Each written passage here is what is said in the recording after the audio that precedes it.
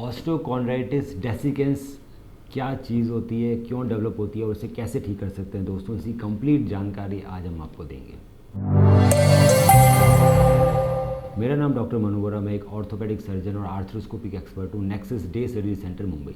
दोस्तों, ऑस्टियोकॉन्ड्राइटिस डेसिकेंस आपके generally children या एडोलेसेंट एज में पाया जाता है।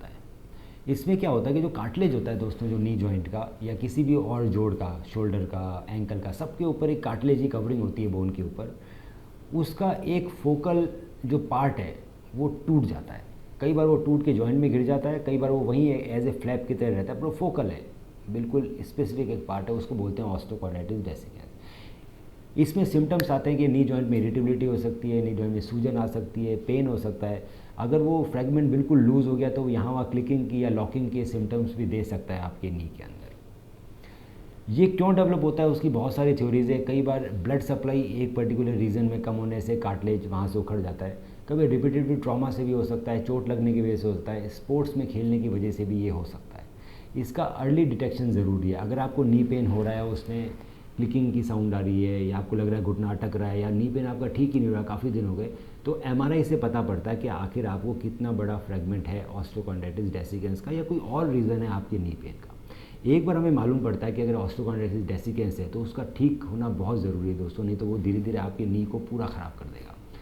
छोटे से प्रोसीजर से हम उसको ठीक कर सकते हैं। एक छोटी दूरबीन की सर्जरी की जाती है ऑस्टियोकॉन्ड्राइटिस डेसिकेंस के लिए। डिपेंड करता है कि वो फ्रैगमेंट वहीं है या वो उखड़ गया है, या कितना बड़ा फ्रैगमेंट है, कि उसका ट्रीटमेंट क्या होना चाहिए। अगर आपका ऑस्टियोकॉन्ड्राइटिस का फ्रैगमेंट वहीं है, फ्लैप की तरह पूरा उखड़ा नहीं है, या बड़ा चंक उखड़ के भी पड़ा है, तो हम उसे वापस जोड़ सकते हैं कुछ फिक्सेशन डिवाइस की मदद से। बायो एब्जॉर्बेबल पिन्स आती है आजकल, उसकी मदद से हम कार्टिलेज डिफेक्ट को वापस जोड़ दिया जाता है, और वो जो पिन्स है वो एब्जॉर्ब हो जाती है धीरे धीरे धीरे धीरे। कई बार वो फ्रैगमेंट ऐसा होता है कि वो जोड़ने लायक नहीं होता, या फिर वो डैमेज हो चुका होता है, तो हमें कार्टिलेज रीजनरेशन करना पड़ता है, या फिर कार्टिलेज ट्रांसप्लांट करना पड़ता है।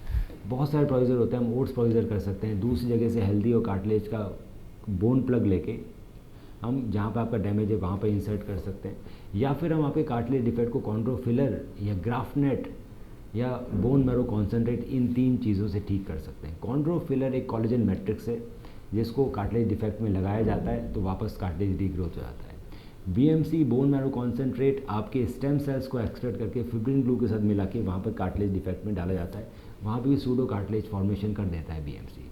दूसरा था ग्राफ्टनेट। ग्राफ्टनेट में दोस्तों आपके कार्टिलेज जहाँ पर यूज़ कम हो रहा है वहाँ से छोटे छोटे पीसेस निकाले जाते हैं कार्टिलेज के, और उसको छोटे छोटे पीसेस को फिब्रिन ग्लू के साथ और पीआरपी के साथ या एसीपी के साथ मिला के आपके डिफेक्ट में लगाया जाता है, ताकि वापस नया कार्टिलेज आ गया। तो बहुत सारे एडवांस प्रोसीजर अवेलेबल हैं। कुछ प्रोसीजर दोस्तों इसमें ओपीडी में हो सकते हैं।